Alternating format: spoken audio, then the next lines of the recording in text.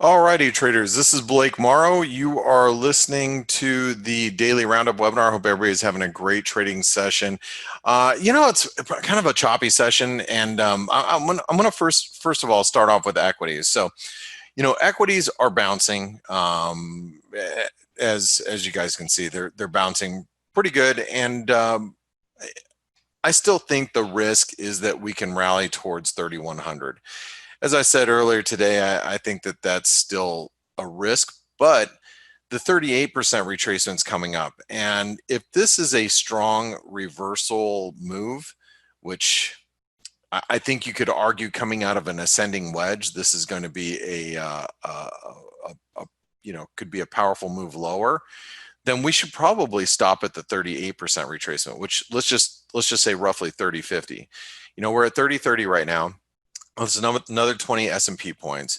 And given the fact that today's Monday, you got some buying coming in, we've seen a little bit of reversal and we've seen a lot of a reversal in some of these commodity currencies.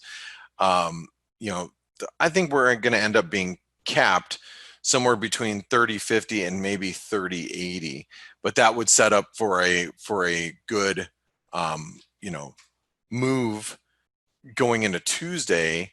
Of a move back down in equities. So in other words, if I had to imagine what I think is going to happen is we're going to be reversing from somewhere around here and then heading lower as we go through the week, right?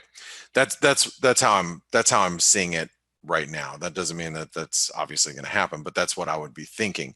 So then you have to ask, how is it that we're going to, how's the FX market going to respond? Well, I think we've already started to see a lot of FX response. First of all, you got the euro dollar that's basically in a pennant, and sorry guys,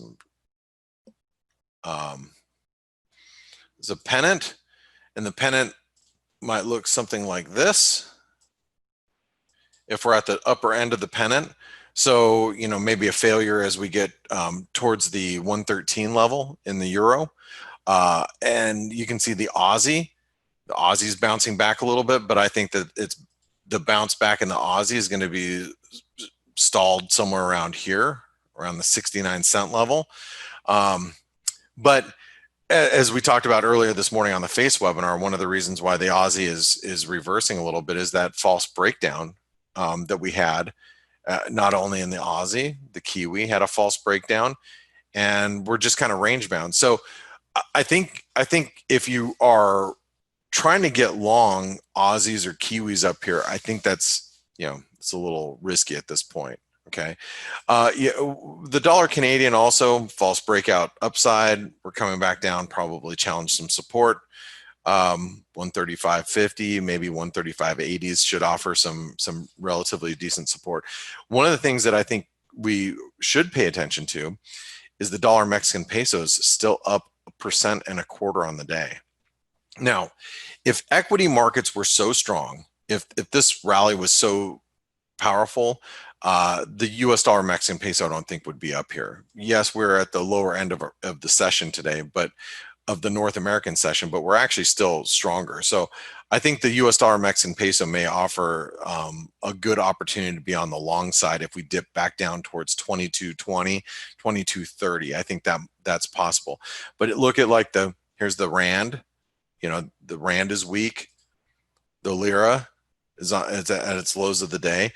So I think if you look at the USD BRL, and I mean, you could argue that, well, it's because they're being affected, by COVID pretty aggressively. Same with Mexico.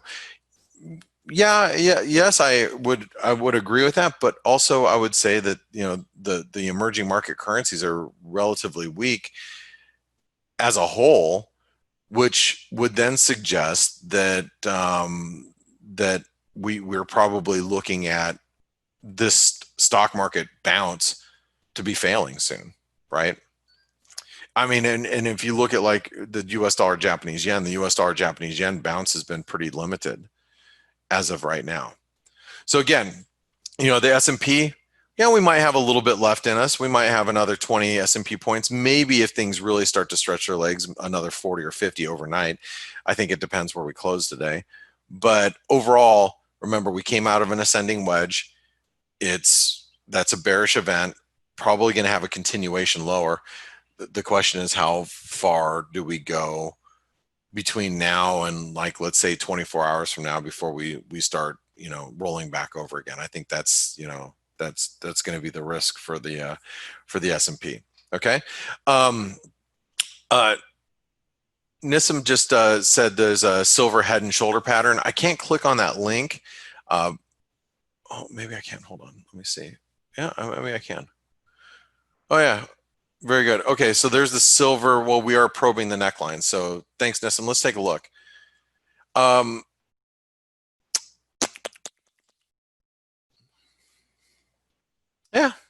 Yeah, I could see that. One of the things about silver, and I think this is the thing that probably would concern me the most about the silver move, and I haven't been paying too close attention to it, so thanks for bringing it to my attention, is that we did not make new highs here, right? We didn't make new highs there. We also didn't make new highs here, right? So if you're like, this is a lower high, this is a lower high. So now the risk is squarely, lower for silver.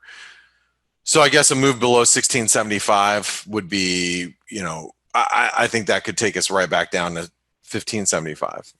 So if you do trade, if you do trade I have a big crane in front of my house, and I gotta figure out what the hell's this thing doing out in front of my house.